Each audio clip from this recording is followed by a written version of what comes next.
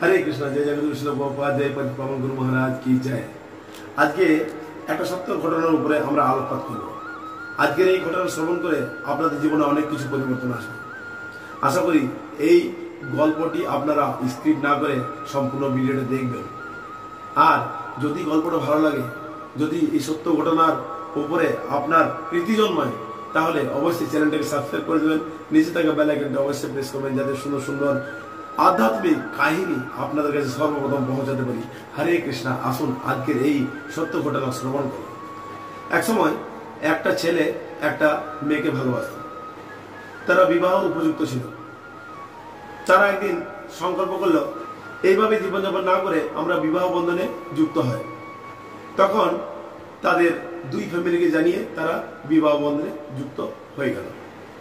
বিবাহ বন্ধন যুক্ত হওয়ার পরে বিবাহ নতুন নতুন সময় এনজয় করার জন্য, কাটানোর জন্য তারা হানিমুনের এক প্লেসে গিয়েছে এবং সেই হানিমুনের প্লেসে গিয়ে দিনের বেলায় তারা এক পার্কের মধ্যে এবং সেখানে একটা চেয়ারে বসে আছে সেই নতুন দাম্পত্য জীবনের ব্যক্তিরা।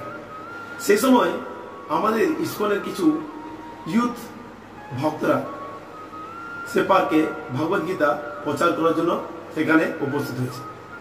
তারা বিভিন্ন ব্যক্তির কাছে গিয়ে গিয়ে ভগবত গীতা প্রচার করতে করতে অবশেষে সেই ব্রহ্মচারীরা নতুন বিবাহিতা ব্যক্তিদের কাছে উপস্থিত হয় এবং সেই সময় তারা তাদের নতুন জীবন কিভাবে স্টাডি করবে সেই প্ল্যানিং করছিল। আর সেই সময় এই ব্রহ্মচারী গিয়ে বলতে লাগে, আপনি একটা ভগবত গীতা নেন না, আপনি একটা ভগবত গীতা নেন না। তখন সেই ব্যক্তি অত্যন্ত ইরিটেট হচ্ছিল, এই তোমরা যাও তো, আমরা খুব সুন্দরভাবে টাইম স্পেন্ড করছি, তোমরা এই সময় কেন আমাদেরকে ডিস্টার্ব করছো। তখন এই যে লেডি ছিলেন, এই লেডি অত্যন্ত শ্রদ্ধাবান ছিলেন। ব্রহ্মচারীদেরকে দেখে অত্যন্ত রেসপেক্টফুল ভাবে বললেন, দাঁড়ানো, তুমি এইভাবে কেন ওদের সাথে এই ব্যবহার করছো? ভগবত গীতা নিতে বলছে, আমাদের কি এখন এই সময় প্রয়োজন? আমাদের এখন কম বয়স, আমরা এনজয় করবো, ফুর্তি করবো, আনন্দ করবো, এখানে আমরা হানিমুন করতে এসেছি, এই ভগবত গীতা আমাদের কোনো প্রয়োজন নেই। তখন এই ব্রহ্মচারী বিভিন্ন উক্তি দিয়ে তাদেরকে বোঝায় এই ভগবত গীতা আমাদের জীবনে কতটা প্রয়োজন। তখন অবশেষে মান সম্মানের ক্ষেত্রে লেডি বলেন, কত দাম? তখন এই ব্রহ্মচারী বলে, এই গ্রন্থের দাম মাত্র 300 টাকা। তখন সেই 300 টাকা দিয়ে সেই গ্রন্থ সেই লেডি কিনে দেয়। পরবর্তীকালে সেই ব্রহ্মচারী সেখান থেকে চলে যান এবং তারা তাদের নতুন জীবন, হানিমুন সবকিছু কমপ্লিট করে তারা বাড়িতে ফিরে এবং বাড়িতে ফিরে আসার পরে তারা যখন তাদের সদস্যের জন্য, তাদের পরিবারের জন্য হানিমুনে গিয়ে বিভিন্ন বিভিন্ন বস্তু নিয়ে এসছে, সেইগুলো সবাইকে এক এক করে দিচ্ছে। মায়ের জন্য শাড়ি, দিদির জন্য শাড়ি, বাবার জন্য কুর্তা, ভাইয়ের জন্য ঘড়ি, এইভাবে বের করতে করতে হঠাৎ নিচে লাগেজে দেখতে পেলেন যে ভগবত গীতা। তখন সেই ব্যক্তি বলে, এই ভগবত গীতা কি করবো? তখন তার স্ত্রী বলে, রেখে দাও, কোথাও রেখে দাও, এটা কাজে লাগবে। তখন সেই ব্যক্তি ভগবত গীতাকে নিয়ে একটা তাকের উপরে রেখে দেয়, তার রুমের একটা তাকের উপরে রেখে দেয়। এইভাবে তাদের জীবন সুন্দরভাবে কাটতে লাগলো। এইভাবে তাদের জীবন সুন্দরময় হয়ে তারা একে অপরের বিশ্বাস করে করে জীবনযাপন করতে লাগলো। কিছু বছর পর তাদের জীবনে এমন ভাবে কলহ প্রবেশ করলো, তারা বিবাহ বিচ্ছেদে পরিণত হলো। তারা একে অপরকে এত ঘৃণা করতে লাগলো, তারা একে অপরকে এত দ্বেষ করতে লাগলো। তারা ভাবছিল যে আমরা এই জীবন রাখবোই না, তোমার সঙ্গে আমি যুক্ত হয়ে আমার জীবন নরক সম হয়ে গেছে। তখন এই ব্যক্তি মনে মনে সিদ্ধান্ত করলো, আমি আমার এই জীবনকে রাখবো না, আমি মরে গেলেই শান্তি পাবো, আমি যদি মরে যাই তাহলে তোমার শান্তি হবে। সেই রাত্রে সেই ব্যক্তি নিজের রুম বন্ধ করে দেয়, বন্ধ করে ফ্যানের সঙ্গে রশি লাগিয়ে তিনি আত্মহত্যা করার প্ল্যানিং করে। ফ্যানের মধ্যে রশি লাগিয়ে দেয়, রশি লাগিয়ে সবকিছু প্ল্যানিং করে নেয়। খাটের উপর একটা টুল চাপায় এবং তার প্ল্যানিং টুলের উপরে চেপে রশি লাগিয়ে টুলটা সরিয়ে দেবে, সে ঝুলে যাবে।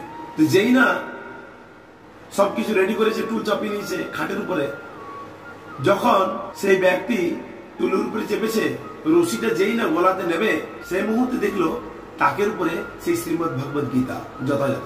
ভগবত গীতা যথাযথ যেই না দেখেছে, তখন সেই তাদের সেই প্রথম দিনের হানিমুনের কথা, সেই ব্রহ্মচারীর কথা মনে পড়ে গেল। ব্রহ্মচারী বলেছিল আপনাদের জীবনে যখন অত্যন্ত সমস্যার সময় চলবে, তখন আপনি এই ভগবদ্গীতা পড়বেন। ভগবদ্গীতা এমন একটা গ্রন্থ যেখানে আপনি বিপদে পড়বেন, এই বিপদের সময় যদি আপনি ভগবদ্গীতা পড়েন তার সলিউশন আপনি অবশ্যই পাবেন। তো সেই ব্যক্তি ভাবলো আমি তো মরেই যাব, ব্রহ্মচারী বলছিল একবার ভগবদ্গীতা পড়ার জন্য। ঠিক আছে, মৃত্যু শেষে সময় আমি যদি ভগবদ্গীতা একবার পড়েই নিই তাতে কি ক্ষতি? তো সেই টুলের উপর দাঁড়িয়ে সে ভগবদ্গীতাটাকে নিয়ে সেই টুলের উপরে দাঁড়িয়ে দাঁড়িয়ে তিনি একটা শ্লোক বের করেছেন। ভগবদ্গীতা খুলেছেন, ভগবদ্গীতা খোলার পরে একটা শ্লোক বেরিয়ে গেছে। আপনি জানেন সেই শ্লোকটা কি?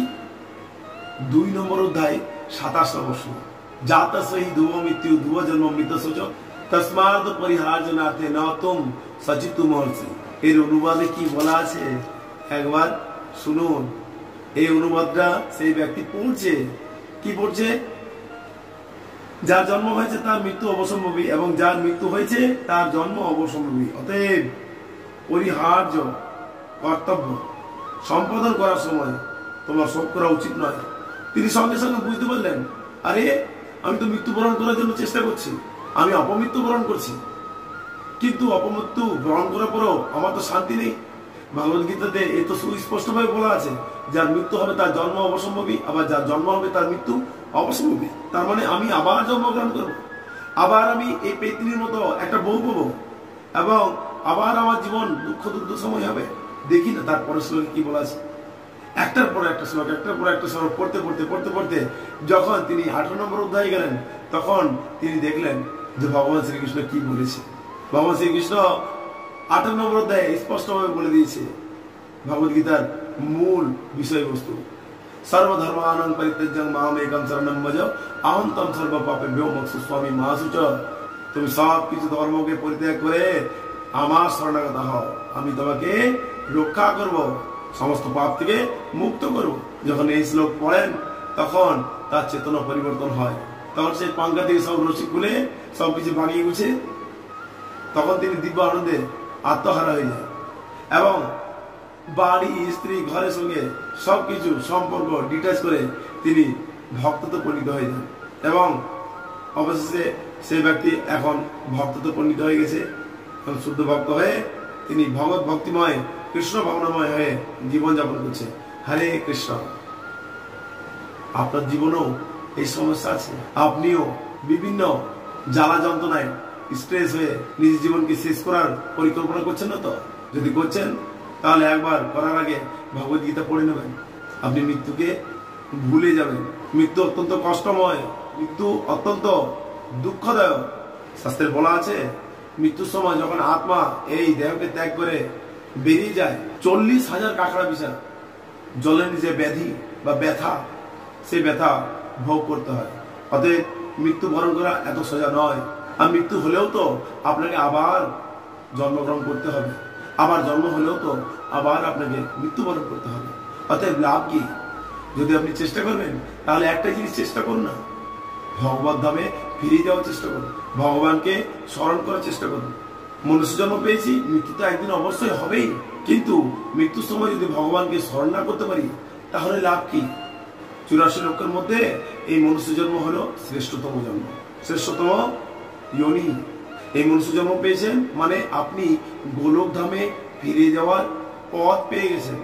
এই মনুষ্য জন্ম পেয়েছেন তার মানে আপনি নিশ্চিত ভগবত ধামে ফিরে যেতে পারবেন। একটু চেষ্টা করলে, একটু চেষ্টা করে দেখুন, আপনি আপনার ভগবত ধামে ফিরে যাওয়ার রাস্তা পেয়ে যাবেন। হরে কৃষ্ণ। যদি এই সত্য ঘটনা থেকে আপনার কিছু উপলব্ধি হয়েছে তাহলে অবশ্যই নিজের জীবনে ব্যবহার করুন আর ভগবদ্গীতা পড়ুন, শাস্ত্রকে জানার চেষ্টা করুন। আর আমাদের সঙ্গে যুক্ত হওয়ার জন্য আমাদের এই চ্যানেলটাকে সাবস্ক্রাইব করে দিন, নিচে থাকা বেল আইকনটি অবশ্যই প্রেস করবেন যাতে সুন্দর সুন্দর প্রত্যেক দিন এই রোমাঞ্চকময় ঘটনা আপনাদের কাছে প্রস্তুত করতে পারি। আর যদি ভালো লেগে থাকে তাহলে একটু শেয়ার করে দিন আর একটা লাইক করে দেবেন। নিচের কমেন্টে হরে কৃষ্ণা বলে সম্বোধিত করবেন। হরে কৃষ্ণ। अनंत कोटि वैष्णव वृंद की जय। जगत गुरु श्रील प्रभुपाद की जय।